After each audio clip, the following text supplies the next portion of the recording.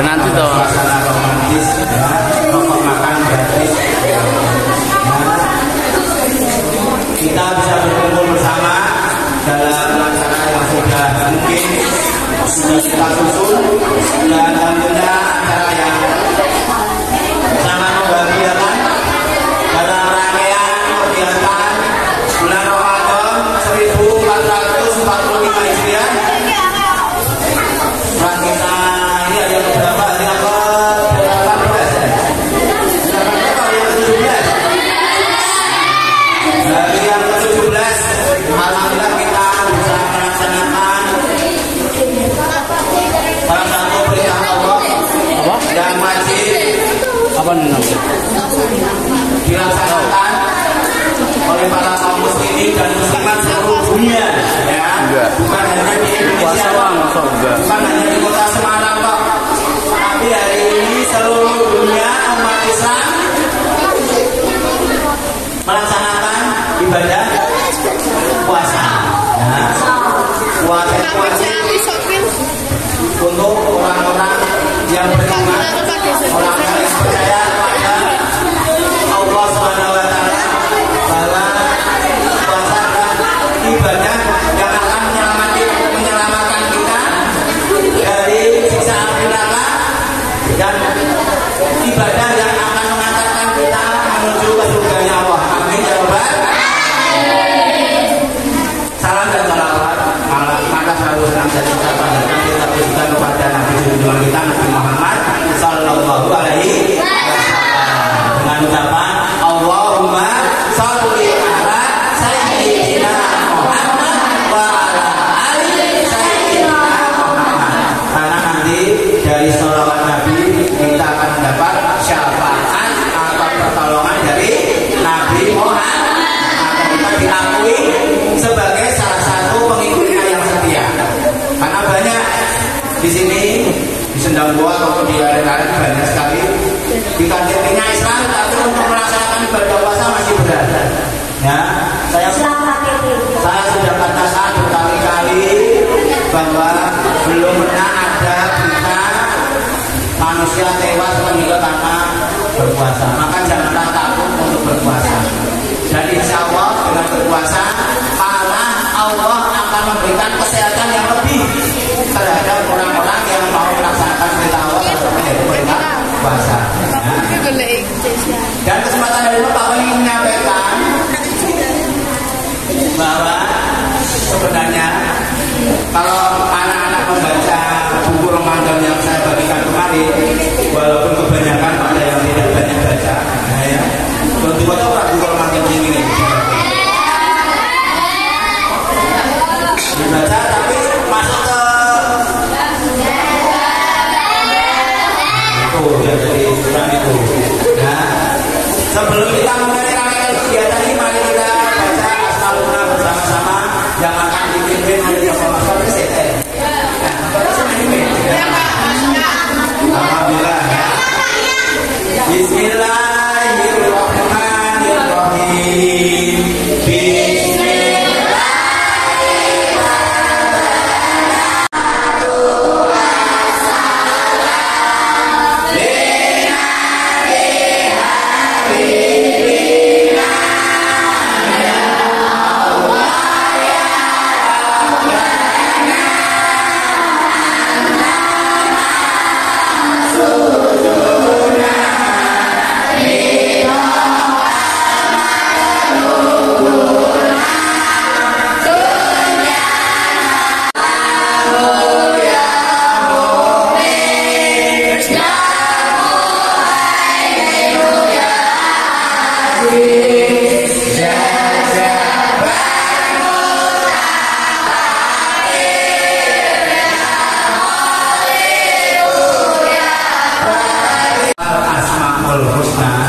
Insya Allah akan digolongkan, dimasukkan penduduk surga. Amin ya rabbal alamin. Allah Maha Pengasih dan Penyayang kita. Saya berharap semuanya di sini bisa hafal Asmaul Husna, biar besok di surga bisa baca-baca Asmaul Husna bersama-sama lagi. Tidak hanya di dunia, termasuk di akhir.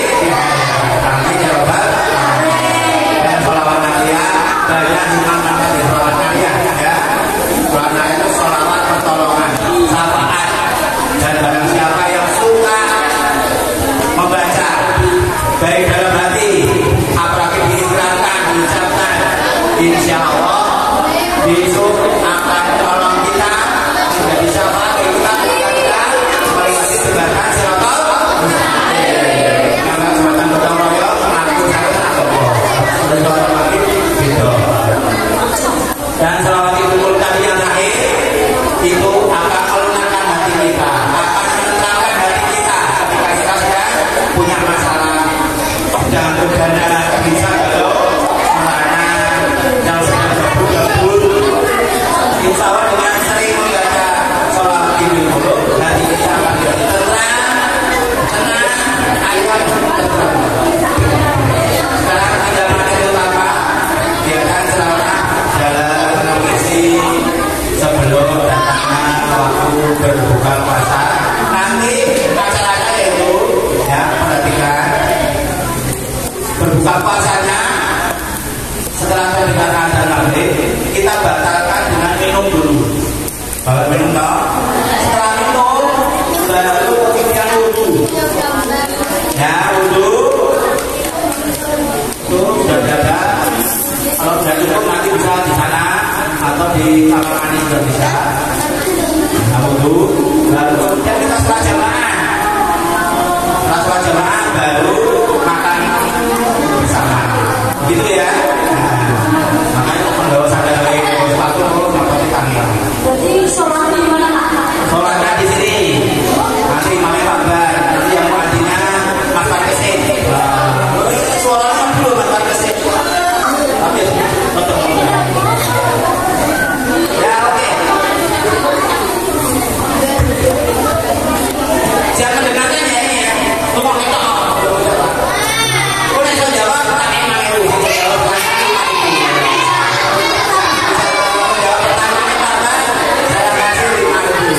Dua pertanyaan 10.000.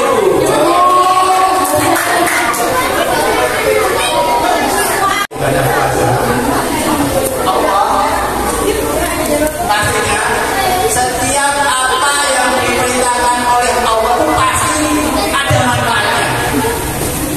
Dan setiap yang dilarang oleh Allah pasti larangan itu karena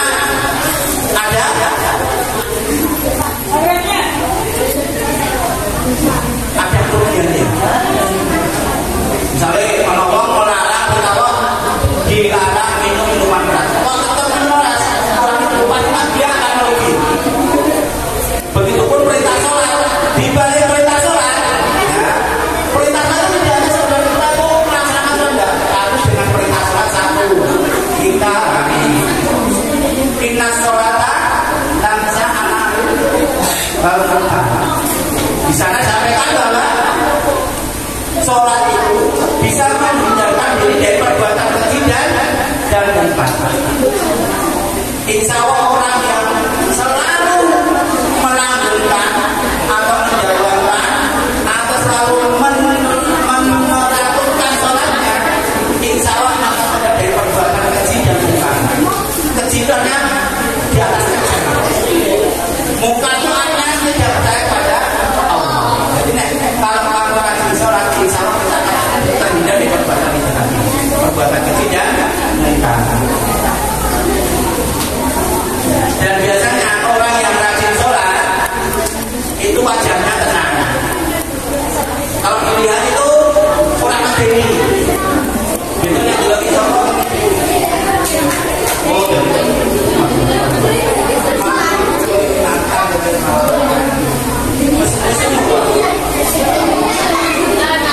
Yang disuruh berpuasa itu hanyalah orang-orang yang beriman. Banyak orang Islam tapi imannya masih tipis, masih lemah, sehingga ketika ada bunyi ayat tersebut banyak yang tidak mau melaksanakan puasa. Hai orang-orang yang beriman, diwajibkan atas kamu berpuasa. Jadi di kompas puasa itu beriman toh, kalau saya percaya. Karena kutiba alal ladina min qablikum, sebagaimana telah diwajibkan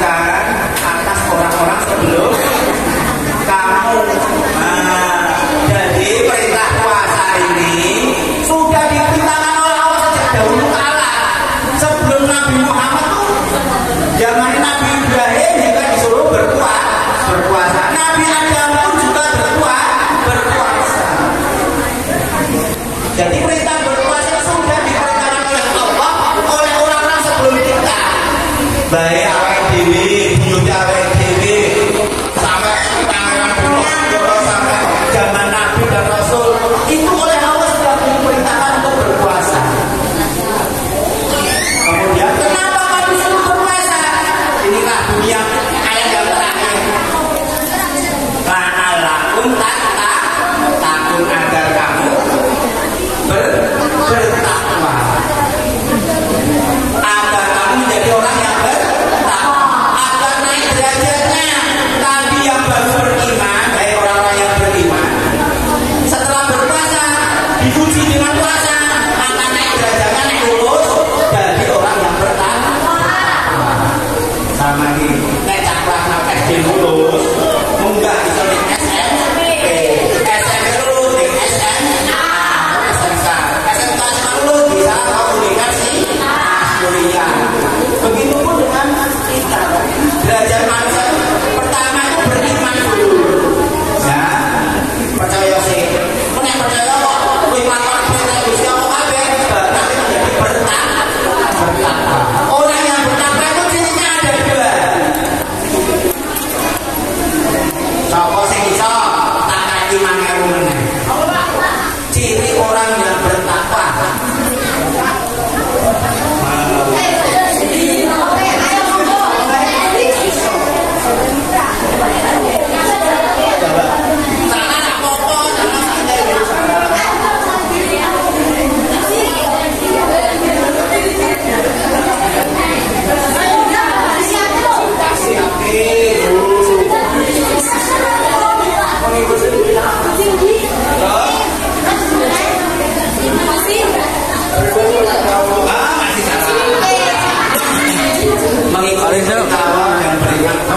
Masih salah. 5.000 tidak jadi. Apa yang bisa? Oh Mas Purna, sini Mas Purna. Apa yang saya ini kamu? Sini Mas Purna. Ayo, Mas Purna. Ini ya.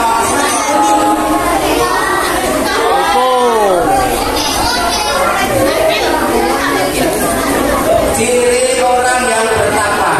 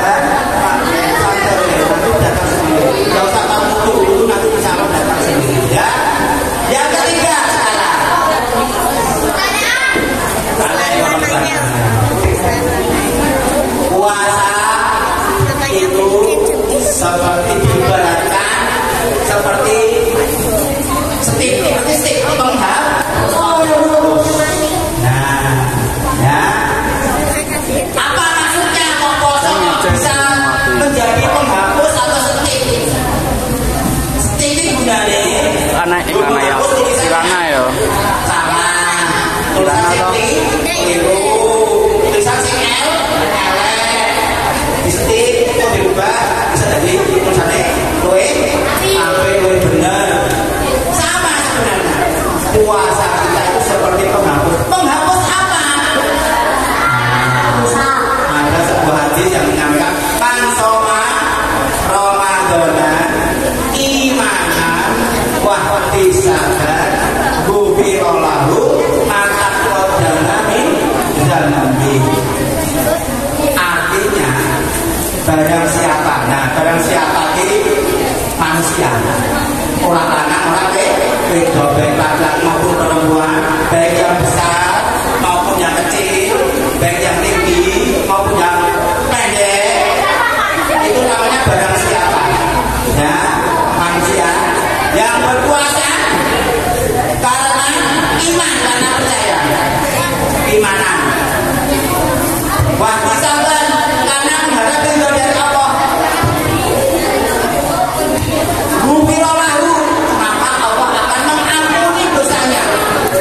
Maka kodama menjadi dia diibaratkan seperti bayi yang baru tanpa dosa. Nek puasane karena iman, karena mengharap ridho dari Allah. Ya, artinya apa tadi apa? Artinya apa? Artinya tadi iman sama orang dengan iman yang berarti dan bilang aku mata apa dan artinya apa? Apa sih kita? 5.000 nih. Kalau dari 10.000. Ini Pak. Kalau orang ya, barang siapa yang berpuasa karena iman dan mengharap ridho Allah, maka akan diampuni dosanya seperti haus kok, lapar kok. Tapi orang itu pahala, orang itu ampunan dan tidak mendapatkan keberkahan. Karena yang ditunggu-tunggu bulan Ramadan itu adalah ya, keberkahan, ampunan dan maghfirah dari Allah Subhanahu wa Ta'ala.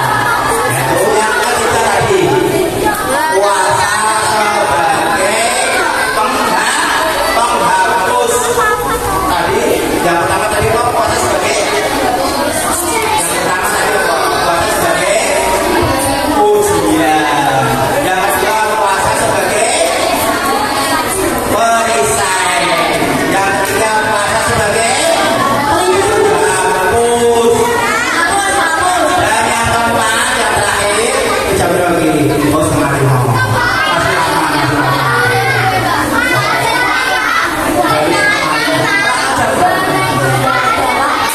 Besok bukunya tolong perasaan kasih jamnya. Biar. Jadi yang keempat hikmah.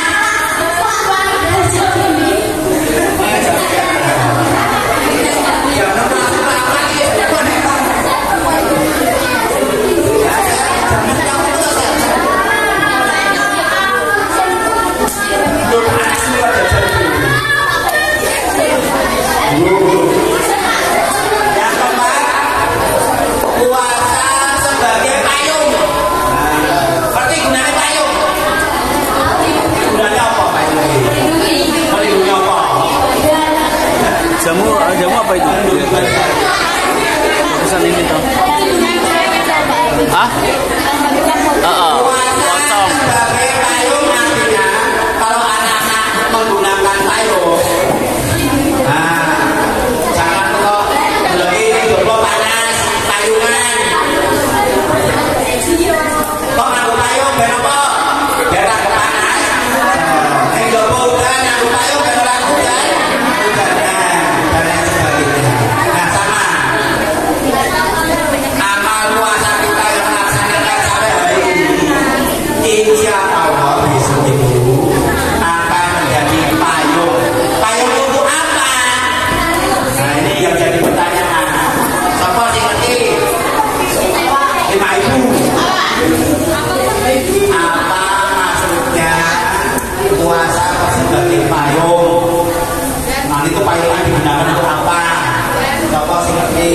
ibu. Adina ora. Yen.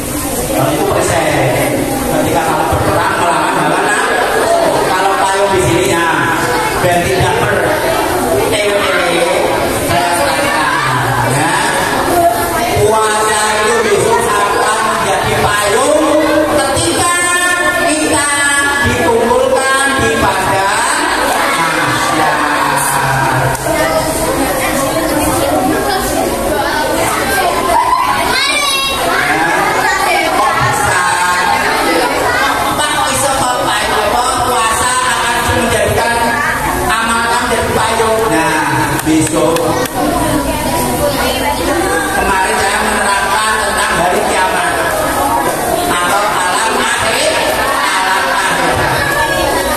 Setelah hari kiamat terjadi, semua manusia itu akan meninggal semua, tewas semuanya, mati semuanya, tidak ada yang selamat. Manusia, binatang, tumbuhan, bumi hancur semuanya. Setelah itu semuanya oleh Allah, manusia yang mati pertama kali sampai mati yang terakhir kali akan dihidupkan kembali. Maka Israfil akan bunyi trompetnya. Maka manusia yang meninggal tadi akan hidup kembali. Manusia yang pertama kali meninggal siapa? Nabi Ismail.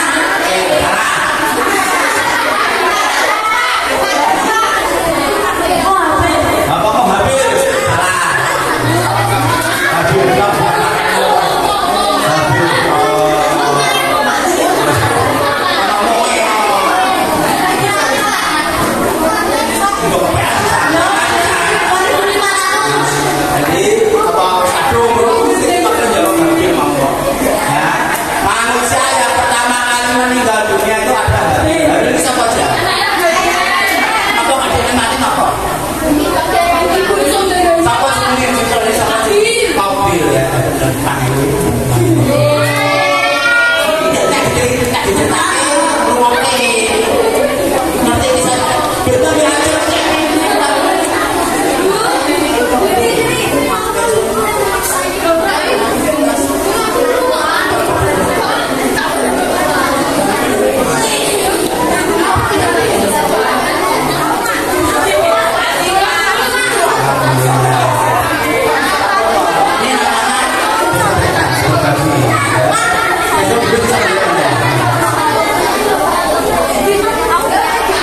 Jadi Habib itu manusia yang pertama kali itu dibunuh oleh saudaranya sendiri.